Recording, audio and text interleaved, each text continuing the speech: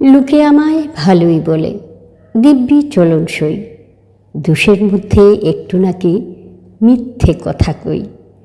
ঘাটশিলাতে যাবার পথে ট্রেন ছুটছে যখন, মায়ের কাছে বাবার কাছে করছি বকম বকম।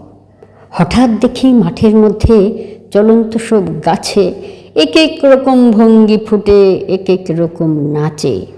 ওমা দেখো নৃত্যনাট্য! যেই বলেছি আমি, মা বকে দেয়, বড্ড তোমার বেড়েছে ফাজলামি। চিড়িয়াখানার নাম জানো তো? আমার সেজো মেশো আদর করে দেখিয়ে দিলেন পশুরাজের কেশর।